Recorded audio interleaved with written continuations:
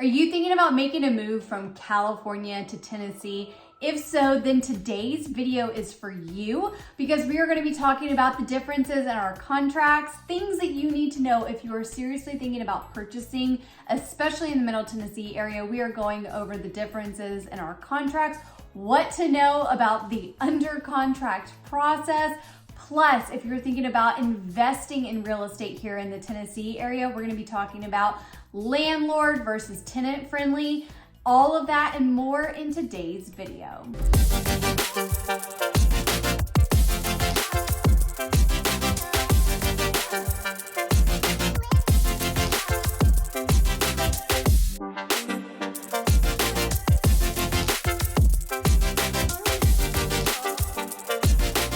Everybody, welcome back to my channel. My name is Caitlin Martin and I am a local Nashville real estate agent and founder of the Caitlin Martin team, powered by 𝐋𝐈𝐊𝐄 Realtors, the Andrews Group. I specialize in working with savvy sellers who want to sell right and sell smart, as well as working with out-of-staters looking to relocate to the Middle Tennessee area. Now, if this is your first time stopping by my channel, thank you so much.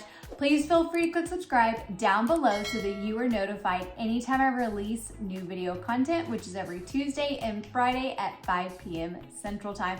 Also, please feel free to head on over to Instagram and follow me at Caitlin Martin Realtor and the team Instagram at the Caitlin Martin team, where we are talking all things Nashville real estate, lifestyle. So come follow us along there. But in today's video, we are going to be talking about the differences to know if you are thinking about making a move from California to Tennessee, because there are some stark contrasts that you should know prior to starting a purchase process here, especially in the Middle Tennessee area. So let's go ahead and dive on in. Okay, so first things we're going to talk about the contract. Now, remember, I am not a real estate attorney, so you can always talk to a real estate attorney if you have any questions about the Tennessee contracts. But here are the things that you should know in a general overview. So in our contracts, we generally have three main contingencies. I like to tell people, think about the contract process as from going under contract to the closing table. Think about that as a straight highway from point A to point B.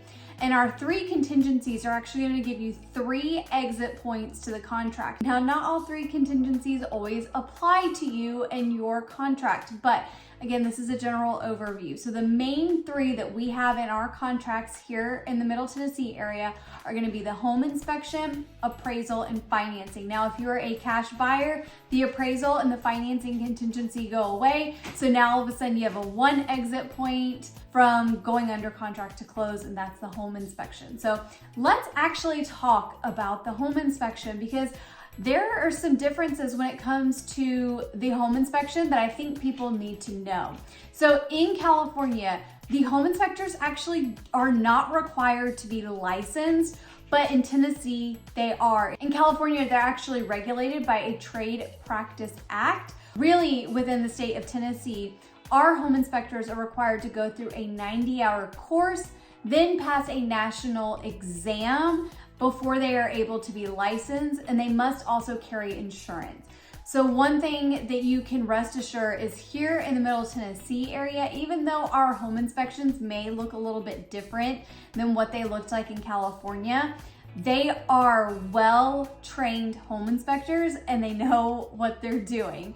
So just know that our home inspectors must be licensed here in order to perform a home inspection. Now, when it comes to the inspection contingency, our contracts say that your home inspection is for you to do any and all of your due diligence. So that means having the home inspected. Now, I know in California, there can be a lot of other inspections that happen during the home inspection process. Here in the Middle Tennessee area, it's standard to have the regular home inspection, which is a visual inspection of the home.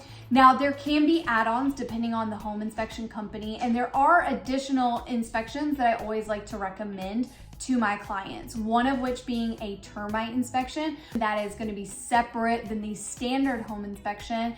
And then of course, a radon inspection. So here in the Middle Tennessee area, in the state of Tennessee, we deal with radon, which is a naturally occurring gas that comes up out of the ground. And when you have a long exposure to high levels of radon, it can lead, it's actually one of the leading causes of lung cancer. So it can be a health concern. So we can deal with higher levels of radon. So I'm always recommending that clients get that radon. Now, if the house does come back with higher levels of radon, of course, there are mitigation techniques that are going to bring it down into a safe range. So just keep that in mind. Now, if the home that you're under contract on, if it has a pool, of course, we're going to be recommending a pool inspection. But generally speaking, the home inspection that takes place, it's not one that's going to crawl into every nook and cranny and scope every pipe of the house. That's not what falls within the normal scope of work with our home inspections. There can be add-ons for things like that if you want to with various home inspection companies. However, the main home inspection is going to look at things like roof, foundation, interior, exterior of the home, and identify any problems. And what the home inspectors do, even though they are licensed, they are by no means saying that they are the expert on every single issue that may come up during a home inspection. So they're going to, of course, make their report, make their notes, and then they will note anything that they believe needs further inspection, whether, it could be a foundation issue, it could be cracks in the wall, whatever it may be. They're going to not say that they are the expert and be like, oh, we know it's because of X, Y, and Z. They're then going to point to saying, hey, this is worthy of having an expert within this within this trade to take a look at the issues in that home. So generally speaking, just remember the home inspection, there can be add-ons, but generally speaking, they're looking at roof, foundation, interior, and exterior. Now with roof, it doesn't always mean that they're climbing on the roof. There can be drone. Of course, there could be weather that gets in the way, but that's what to expect. And then of course, the additional 2 inspections that I generally recommend every single time across the board, unless there's some sort of crazy exception to the rule, is still going to be termites and radon as well. Now, when it comes to the inspection piece of it, so if we were having this conversation, say 2 years ago, we'd be having a conversation that says, we don't really have the opportunity for repair negotiations because of what the market was dictating. That's when our market was white hot, where people were either waiving the inspection or they were saying we still want an inspection, but no matter what comes back in the inspection, we're taking the house as is.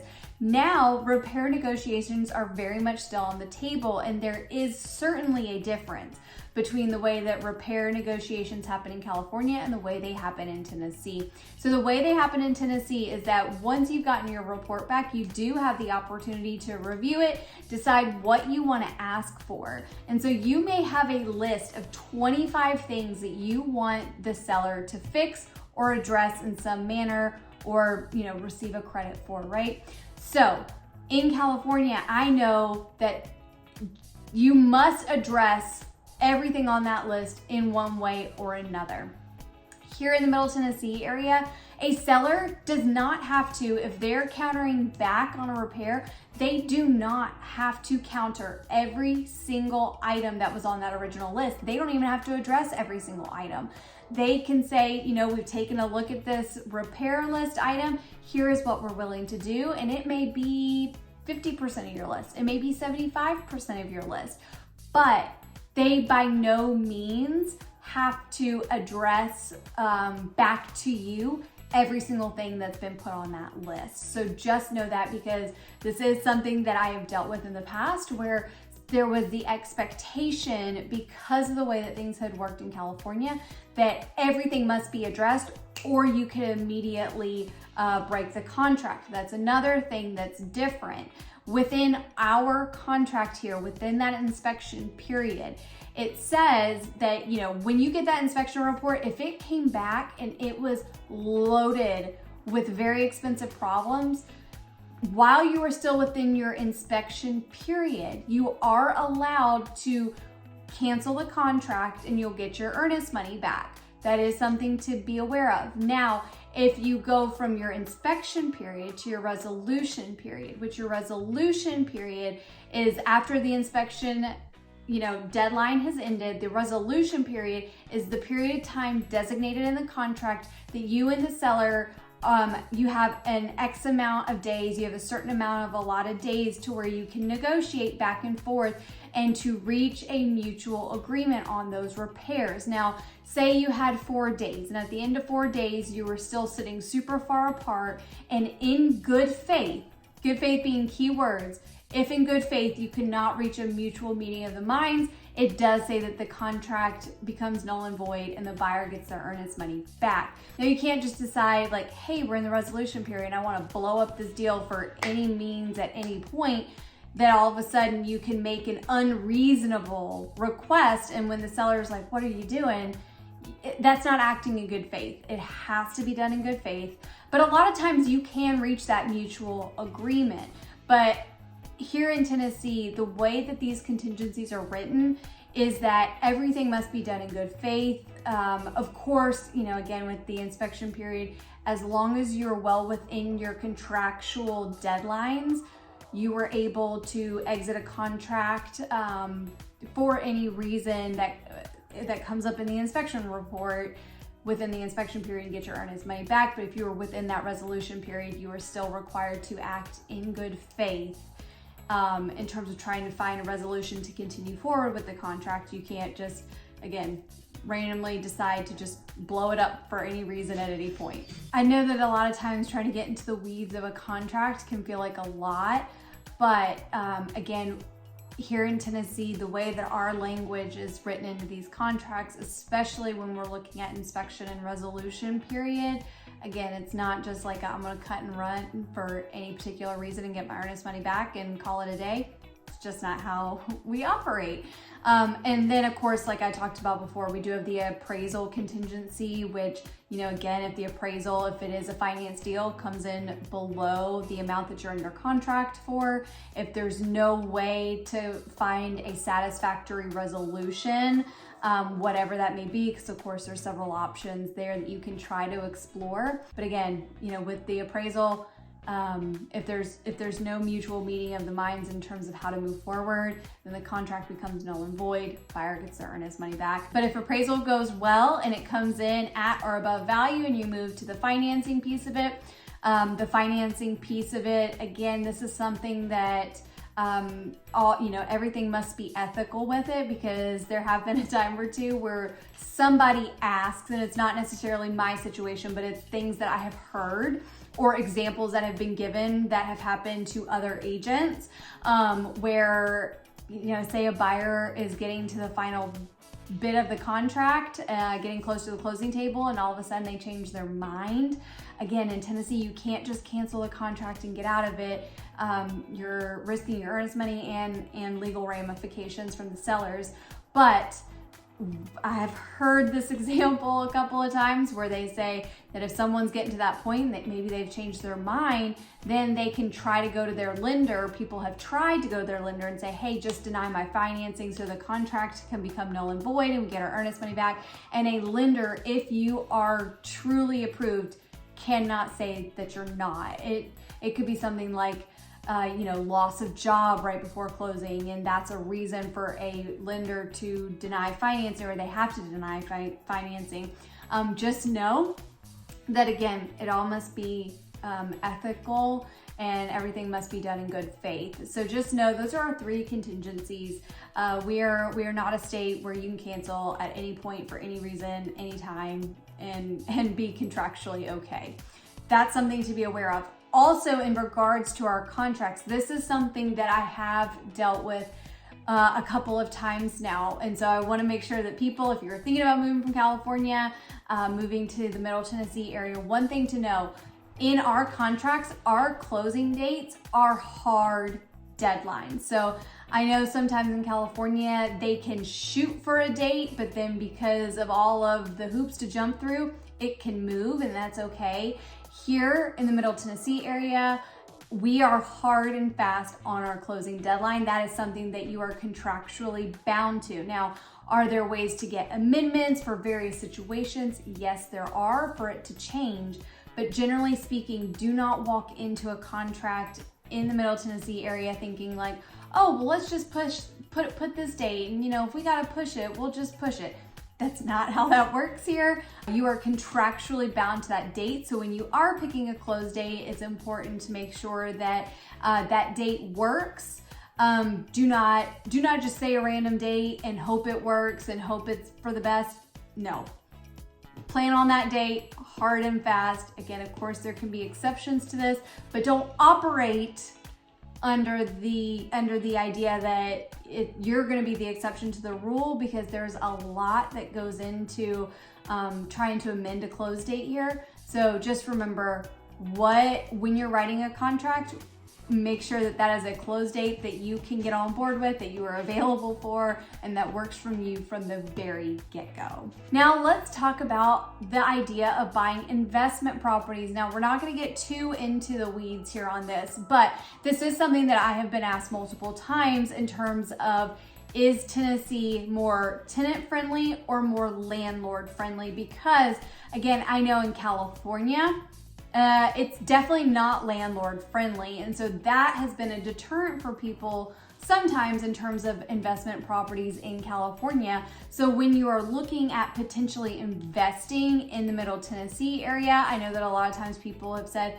hey, is this tenant friendly? Is this more landlord friendly? So let's talk about that for a minute. So Tennessee is actually considered to be fairly landlord friendly just because of their lack of rent control laws. So let's take a look at the 4 points that if you are considering buying an investment property and being a landlord, let's talk about 4 things to consider for the state of Tennessee.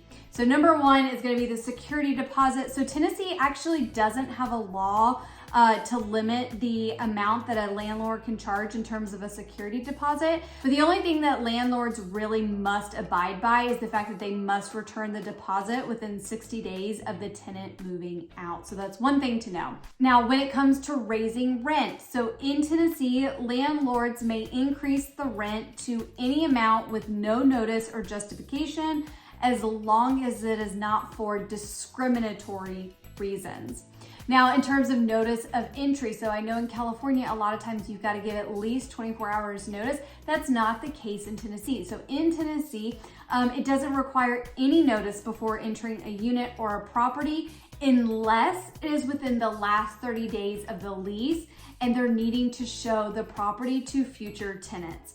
At that point, the landlord must give 24 hours notice in that case. And then when it comes to repairs, landlords must make repairs within 14 days of written notice.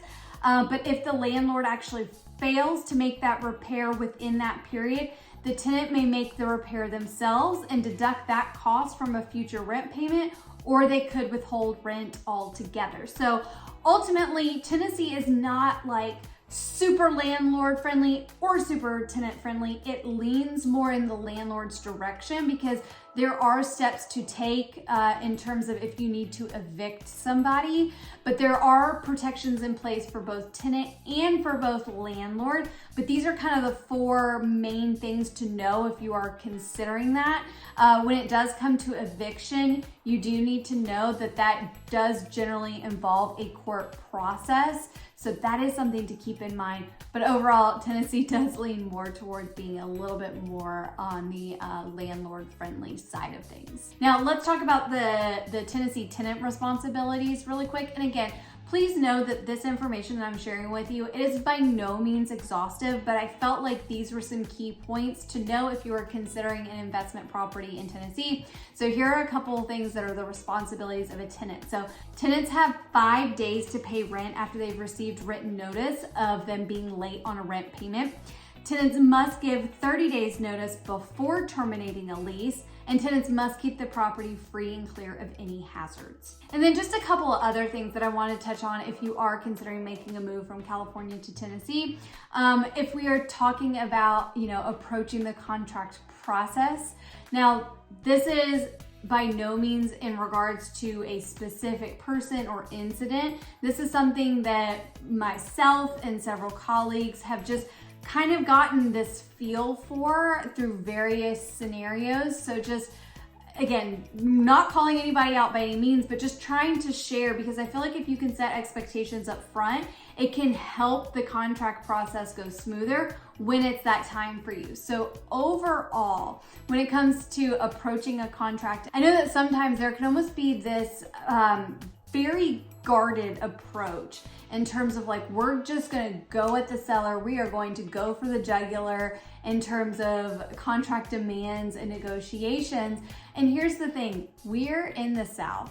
We do not approach contracts like that. We do not approach life like that. And I know that there can be instances of being screwed over and things that have happened in the past in other places that can overshadow or kind of put different colored glasses on somebody when it comes to their approach.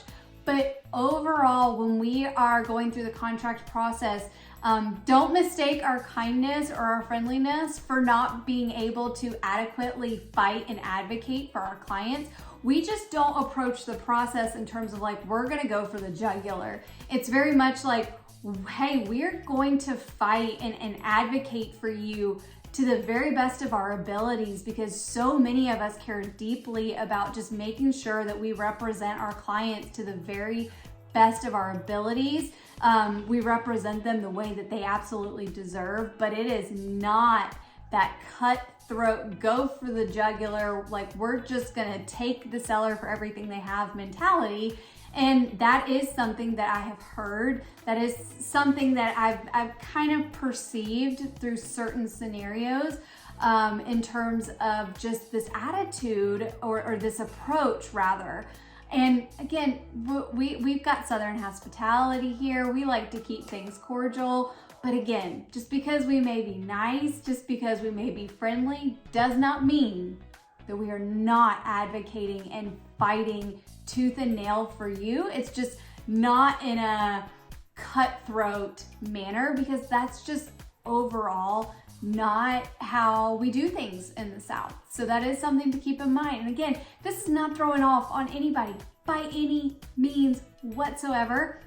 It's just, I know that can almost be a way for people to approach things, but overall, that's just not how we do things in the South. So keep that in mind. You can still absolutely have fantastic negotiations and walk out of the closing table room completely satisfied. Just, it doesn't have to be in a cutthroat manner. And then just a couple other things really quick. So I know I can get a lot of questions at times about crime and homelessness. Do we have both of those? Yeah, we do. I think pretty much every place does. But if you are around downtown Nashville, will you see a homeless person? Yeah, probably. But they are not overriding the city. We do not have a super vast homelessness problem. We have homelessness, but it is not overrunning our city. And it is by no means just this, it's not what it is in areas where I've had a lot of clients come from. So just know we have it. It's just not nearly as bad as what you may have experienced in other places and where you've come from. And crime, like I said, I think every place has crime, but again, we're not experiencing just droves of violent crime. You know, I would not be telling you the truth if I said we never have murders or stabbings or things like that. You know, unfortunately, those things do happen in our city. They do happen in the Middle Tennessee area. But again, if you were to go and look at things like crime statistics, it is not this problem that's just overrunning our city, overrunning our towns. So I would encourage you, you know, if crime is a concern for you, please do the research. It's not this thing that we're just like constantly battling against. Again, it happens. It's just not nearly as prevalent as it is in a lot of the places where people are relocating from. So I just wanted to, talk about that since that is something that I have been asked before.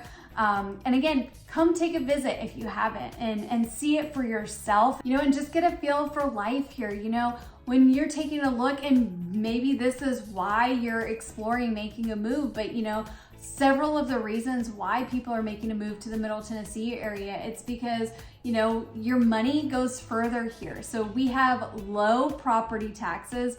We have no state income tax, which means more money back in your pocket.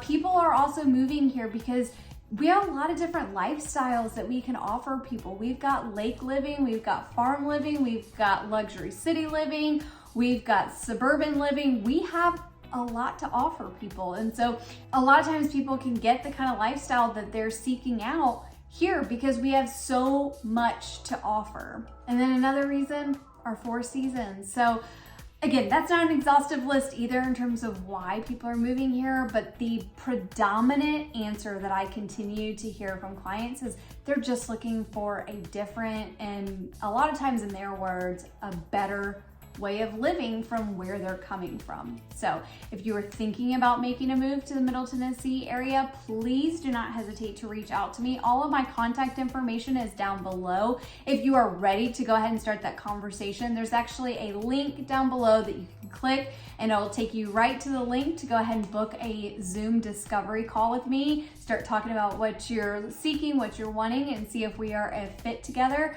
If you're not ready to start that conversation yet, that's okay too. I actually have a free Nashville relocation guide down below. It is jam-packed with information. It has maps that kind of guide you to where different neighborhoods are. It has school information, restaurant information, economic information.